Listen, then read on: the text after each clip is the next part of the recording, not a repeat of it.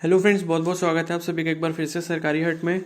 तो इस वीडियो में जो है हम लोग डिस्कशन करने वाले हैं जो कि आपके आंसर की कल रिलीज़ हो चुकी है, यानी कि 29 नवंबर को जो थी HNBO की आंसर की आ चुकी है। यानी कि जो भी आपके एग्ज़ाम्स हुए थे, चाहे वो BSc नर्सिंग का हुआ हो, ANM का, GNM का, पैरामेडिकल का या फिर पोस्ट BSc नर्सिंग का जो भी एग्ज़ाम हुआ है, ठीक है, तो उन सभी की जो है ऑफिशियल आंसर की आ चुकी है, वो HNBO की वेबसाइट पर अवेलेबल है।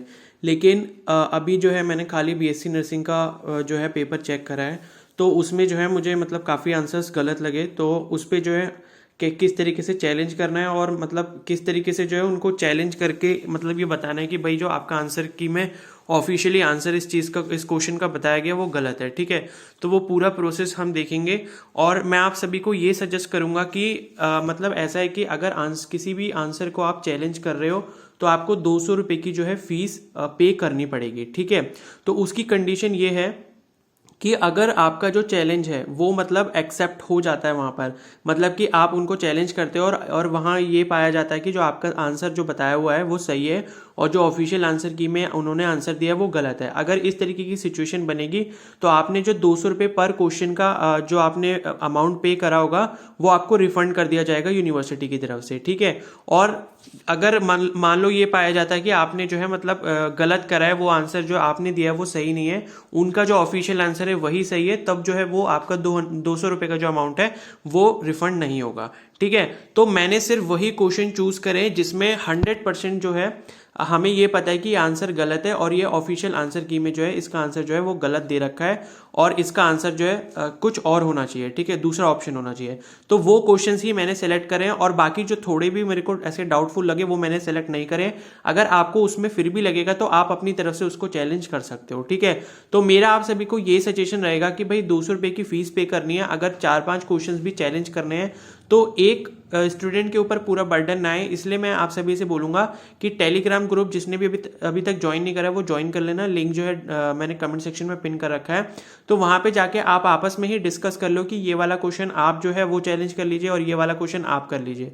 तो ऐसे क्या होगा, सब पर जो है लोड जो होगा इक्वली डिस्ट्रीब्यूट हो जाएगा, ठीक है। वरना क्या होगा कि मतलब एक ही पर्सन जो है वो सारे आंसर को करेगा तो उस पर थोड़ा लोड पड़ सकता है कि मतलब उसको पैसे जो है वो पे करने पड़ेंगे। तो मैं सभी से बोलूंगा कि भाई जितने भी क्वेश्चंस हैं आप आपस में मतलब बातचीत कर लीजिए और इसकी जो लास्ट डेट है चैलेंज करने की वो 2 दिसंबर है, ठीक है। तो 2 दिसंबर तक जो है आप चैलेंज कर सकते हो। आज जो है इसका चैलेंज वाला जो ऑप्शन है वो आ चुका है। तो पहले मैं आपको क्वेश्चंस बता देता हूँ जो जिसके आंसर जो है मुझे गलत लगे हैं, मतलब एक्चुअल में वो गलत हैं, ठीक है। तो ये जो मैंने क्वेश्चंस लिए हैं ये सेट सी से लिए हैं, ठीक है। जो BSc नर्सिंग का एग्जाम हुआ था उसमें जो सेट सी वाला था उससे ये क्वेश्चंस लिए हैं। तो आपके में हो सकता है अगर आपका दूसरा सेट होगा तो क्वेश्चन नंबर चेंज होगा, तो आप उससे उसको मिला लेना, ठीक है। क्योंकि जब आप चैलेंज करोगे तो आपको अपना वाला जो सेट है वो डालना पड़ेगा और क्वेश्चन नंबर वो वाला डालना पड़ेगा जिसको आप चैलेंज कर रहे हो। अभी मैं आपको पूरा प्रोसेस बताऊंगा तो वीडियो को प्लीज एंड तक देखना, ठीक है। तो अच्छा ही रहेगा अगर आपके मार्क्स इंक्रीज हो जाएंगे तो प्लीज चैलेंज जरूर कर लेना, क्योंकि ये जो है आंसर्स गलत हैं तो मतलब फालतू में ही जो है आपके नंबर कट जाएंगे और आपका स्कोर कम आएगा। तो हो सकता है भाई कि 1 या 2 नंबर से आपकी अच्छी जो सीट है गवर्नमेंट की वो रह जाए, ठीक है। तो 200 रुपये के बारे में इतना मत सोचना, चैलेंज कर देना और वो जो है वो आपको रिफंड हो ही जाएंगे क्योंकि आंसर जो है वो हमारे सही हैं। तो 33rd नंबर का क्वेश्चन है ये वाला कि what is the value of capacitance of capacitor if it has a charge of 9 coulomb end voltage of 5 volt, ठीक है। इसमें ये सिंपल सा एक फॉर्मूला लगना था, C is equal to Q by V, वो ही लगाना था। और ये जो 4 ऑप्शन है इन्होंने जो है इसका आंसर डी वाला मार्क कर रखा है 8.1 फराड, लेकिन इसका जो करेक्ट आंसर है वो 1.8 फराड होगा, ए वाला, ठीक है। तो एक तो ये वाला क्वेश्चन गलत है और बाकी जो भी स्टूडेंट्स हैं चाहे वो पैरामेडिकल हो या फिर आपके ANM GNM के हो, जो भी स्टूडेंट्स हैं उन स्टूडेंट्स को भी मैं रिक्वेस्ट करूंगा आपने अपनी जो आंसर की है वो अच्छे से चेक कर लें और ग्रुप में डिस्कशन कर सकते हैं अगर कोई भी आंसर आपका गलत है तो, ठीक है। फिर उसके बाद देखो यहाँ पर ये दे रखा है इसका एक्सप्लेनेशन भी, ठीक है। साथ में आपको प्रूफ भी लगाना पड़ेगा, तो प्रूफ अगर किसी को नहीं मिल पाएगा तो मुझे बता देना, मैं आपकी हेल्प कर दूंगा। तो ये जैसे प्रूफ दे रखा है कि जो कैपेसिटेंस होता है उसका फॉर्मूला चार्ज बाय वोल्टेज होता है, तो चार्ज आपको 9 कूलम दे रखा था और वोल्टेज आपको 5 वोल्ट दे रखा था, तो इसका करेक्ट आंसर कैपेसिटेंस कितना हो गया 1.8 फराड हो गया। उसके बाद नेक्स्ट क्वेश्चन है हमारा 34th वाला।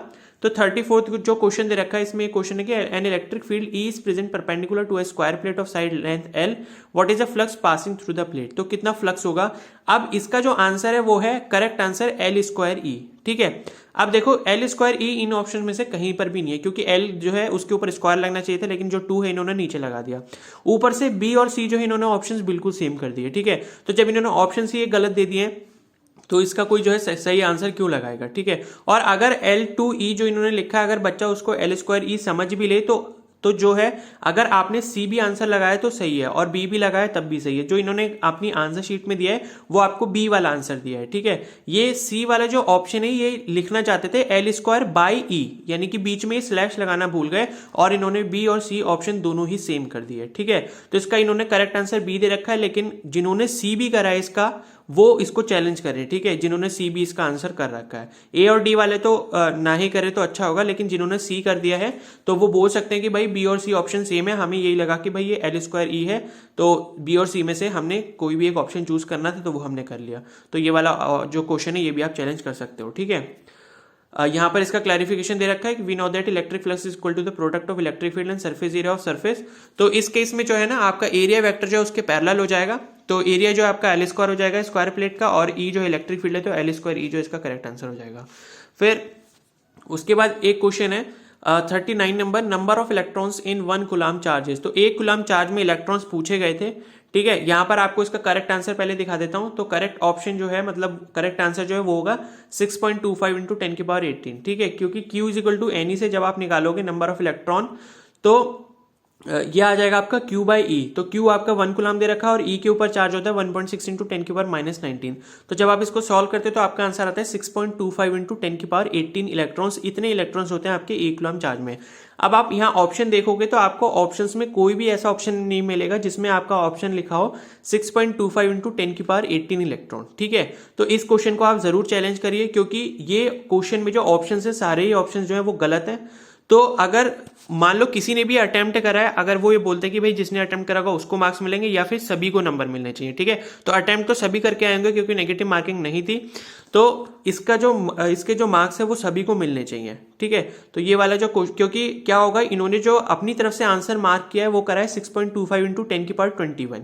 ठीक है, अब कुछ बच्चों ने सोचा होगा कि भाई 6.25 इंटू 10 की पावर 18 अगर उन्हें पता था तो उन्होंने जो था 20 वाली नियरेस्ट पावर को मार्क कर दिया। अगर आपने बी मार्क करा है और ए जो इन्होंने अपनी तरफ से आंसर दिया तो आपका जो एक नंबर है वो कम हो जाएगा। ठीक है, तो जिसने ए मार्क करा है वो तो चलिए कोई बात नहीं, वो चैलेंज ना भी करें तो चलेगा, लेकिन जिन्होंने बी सी या डी मार्क करा है वो जरूर इसको चैलेंज करें, आपको जो है पूरा एक नंबर यहाँ पर दिया जाएगा।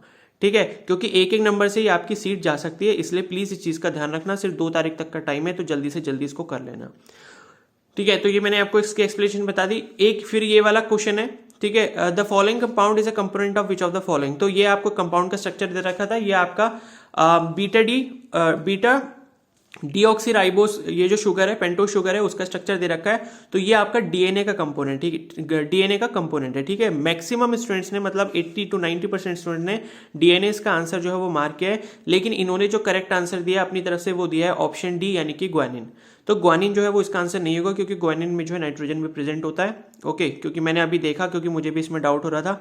तो उसके बाद जो है इसका जो करेक्ट आंसर है वो डीएनए होगा आपको। ठीक है, तो डीएनए जो होगा वो इसका करेक्ट आंसर होगा। तो ये वाला मतलब जो क्वेश्चन है जिन्होंने बी मार्क करके आए हैं वो प्लीज इसको चैलेंज करना। तो आपस में जो है डिस्कशन कर लेना कि भाई आप ये वाला क्वेश्चन चैलेंज कर लो, मैं ये वाला कर लेता हूं, आप ऐसा वाला कर लो। ठीक है, तो इस तरीके से कर लोगे तो किसी के ऊपर ज्यादा लोड नहीं आएगा। सब लोग जो है उनका कम अमाउंट में जो है काम हो जाएगा। ठीक है, अब देखो मैं आपको इनकी एक और जो चीज है वो मिस्टेक दिखाता हूं, मतलब कितनी ज्यादा मिस्टेक करते हैं। इनका जो ऑफिशियल नोटिस है जो कि आज आया था, मतलब कि जो चैलेंज करने वाला है ना कि आंसर की को जो चैलेंज करेगा।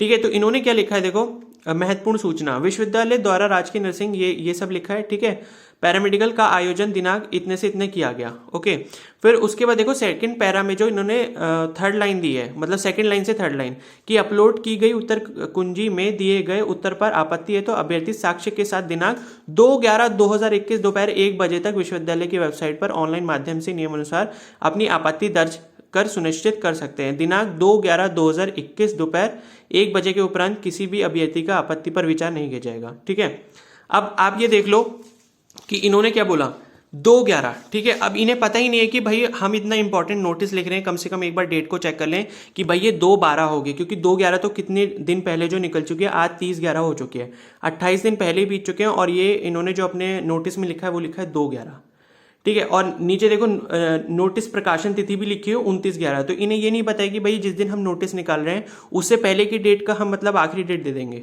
तो मुझे नहीं समझ आता मतलब कैसे करते हैं ये लोग, ठीक है। तो 2/11/2021 नहीं है, बल्कि 2/12/2021 है। अगर कोई भी यूनिवर्सिटी से ये वीडियो देख ले तो उसको ये समझ आ जाए, ठीक है। तो कम से कम जो है मतलब कोई भी चीज़ काम करे तो प्लीज़ अपने साथ वाले के साथ वो चेक करवा लें, ठीक है ना। अब तो यहीं पर जब इन्होंने इतनी बड़ी मिस्टेक दे दी तो आंसर की का तो हम कुछ भी नहीं कह सकते। तो आंसर की में 4 क्वेश्चंस तो मैंने आपको ऐसे ही दिखा दिए जो मतलब एब्सोल्युटली रॉन्ग है, और बाकी का कुछ पता नहीं है, बाकी भी हो सकते हैं, ठीक है। तो 2/12/2021 तक दोपहर 1 बजे तक जो है आप आंसर की को चैलेंज कर सकते हो। अब मैं बता देता हूँ कैसे करना है। आपको क्या करना है, आपको ऑफिशियल वेबसाइट पर जाना है इसकी, ठीक है। जो आपकी HNBU की ऑफिशियल वेबसाइट है hnbmu.ac.in, यहाँ पर जो ऑप्शन आ रहा है पहला वाला, अप्लाई फॉर नर्सिंग या पैरामेडिकल एंट्रेंस एग्जाम, इस पर आपको क्लिक करना है, ठीक है। क्लिक करने के बाद देखो यहाँ पर बीच में एक ऑप्शन आ रहा है चैलेंज आंसर की वाला, ठीक है। तो चैलेंज आंसर की, और जिसने अभी तक आंसर की नहीं देखी है उसके राइट साइड में आ रहा है नर्सिंग पैरामेडिकल आंसर की। यहाँ पर आपको सभी एग्जाम की आंसर की मिल जाएगी, ANM GNM जितने भी आपके एग्जाम हुए थे 20 और 21 नवंबर को, ठीक है। तो चैलेंज आंसर की भी जो है आपको क्लिक करना है, और क्लिक करने के बाद जो यहाँ अपनी डिटेल्स भर देंगे। जैसे मैं यहाँ पर डिटेल भर लेता हूँ, ठीक है। डिटेल भरने के बाद जो है आप कैप्चा फिल कर देना 045471, ठीक है। तो ये जो है मैंने कैप्चा फिल कर दिया। कैप्चा फिल करने के बाद जो है आप इसको लॉगिन कर लेना। लॉगिन करने के बाद कुछ इस तरीके का इंटरफेस आपके पास आ जाएगा, ठीक है। फिर उसके बाद देखो यहाँ पर आ रहा है पहला वाला ऑप्शन, नर्सिंग या पैरामेडिकल प्रवेश परीक्षा की उत्तर कुंजी को चुनौती देने के लिए यहाँ क्लिक करें। तो यहीं पर आपको क्लिक कर देना है, ठीक है। क्लिक करने के बाद आपके पास कुछ इस तरीके का इंटरफेस आएगा। अब आपको यहाँ पर बताना है, मतलब आप अगर एक से ज्यादा जो है क्वेश्चंस को चैलेंज कर रहे हो तो वो भी कर सकते हो, और अगर सिर्फ एक ही कर रहे हो तो वो भी कर सकते हो, ठीक है। तो आपको जो है सबसे पहले यहाँ पर लिखा हुआ है परीक्षार्थी द्वारा उपयोग की गई प्रश्न पुस्तिका कोड, यानी कि जो भी आपके पास सेट आया था ABCD में से। तो मान लो जैसे मेरे पास C सेट था, फिर उसके बाद जो है क्वेश्चन नंबर आपका कौन सा है जिसको आप चैलेंज करना चाहते हो, ठीक है। जैसे मैंने अभी बोला कि 34th क्वेश्चन है, तो 34th कर दिया। अब आप क्या करोगे, इस पे ऐड वाले ऑप्शन पे क्लिक कर दोगे। अब मान लो आपका कोई और दूसरा क्वेश्चन है, ठीक है। मान लो मेरा जो है सेट C ही है, ठीक है, सेट C, और उसके बाद मान लो मेरा जो क्वेश्चन है वो है 59, तो 59 क्वेश्चन ले लिया, ये मैंने फिर से ऐड पर क्लिक कर दिया, ठीक है। अब देखो ऊपर यहाँ पर आ गए 2 मेरे क्वेश्चंस आ गए हैं, ठीक है। इसको आप रीचेक भी कर सकते हो कि आपके प्रश्न पुस्तिका कोड क्या C है, और जिसको चुनौती देनी है जिस भी क्वेश्चन नंबर को वो 34 और 59 है, यानी कि 34 और 59। अगर आप डिलीट भी करना चाहो यानी कि गलत कर दिया तो आप डिलीट करके दोबारा सेलेक्ट कर सकते हो, ठीक है। ये आपने ऐड कर दिया। अब देखो इन्होंने यहाँ पर लिखा हुआ है कि परीक्षार्थी द्वारा उक्त प्रश्न या प्रश्नों हेतु सुझाया गया उत्तर प्रमाण, यानी कि आपको यहाँ पर प्रूफ अप्लाई मतलब प्रूफ देना है यहाँ पर। और यहाँ पर ये लिखा हो कि जितने भी आप क्वेश्चंस ऊपर मतलब डाल रहे हो चैलेंज करने के लिए, उन सभी का प्रूफ आपको एक ही PDF फाइल में बनाकर देना है, और वो PDF फाइल का जो साइज है वो 1 MB से कम होना चाहिए। अगर इसमें भी किसी को दिक्कत आए तो वो मेरे को प्लीज टेलीग्राम पे मैसेज कर देना, मैं आपकी हेल्प कर दूंगा, ठीक है। तो आपको क्या करना है, जितने भी क्वेश्चंस के लिए आप चैलेंज कर रहे हो तो उन सभी क्वेश्चंस का जो प्रूफ है आपको एक ही PDF फाइल के अंदर बनाकर देना है। और उसके बाद जो है आप जैसे चूज फाइल करोगे, अपनी गैलरी से फाइल अपलोड करके यहाँ पर अपलोड कर दोगे, उसके बाद फाइनल सबमिट कर दोगे, ठीक है।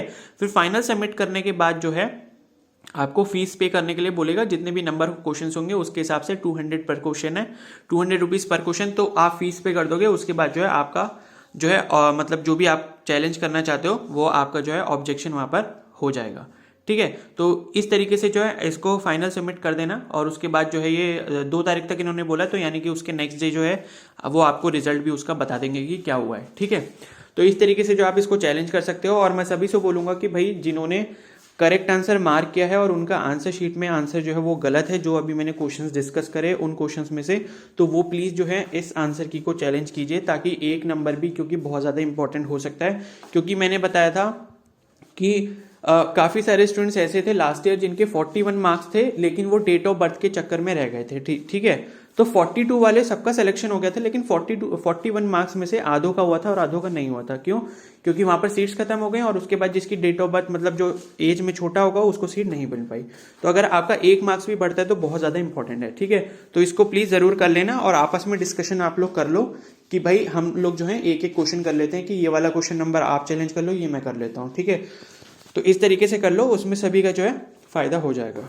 ठीक है, तो आई होप आपको इन्फॉर्मेशन पसंद आई होगी। अगर इन्फॉर्मेशन पसंद आई तो प्लीज़ वीडियो को लाइक कीजिए और चैनल पर नए सब्सक्राइब कर सकते हैं, बेल आइकन को प्रेस कर लीजिए ताकि जब भी काउंसलिंग वगैरह का जब अपडेट आएगा तो वो आपको दे दिया जाए। और रिजल्ट जो है इसका होपफुली जो है 10 दिसंबर तक आ जाना चाहिए। ठीक है, और कोई भी आपको डाउट हो तो मुझसे आप कमेंट सेक्शन में ज़रूर पूछ सकते हो। Okay, so thank you and have a nice day.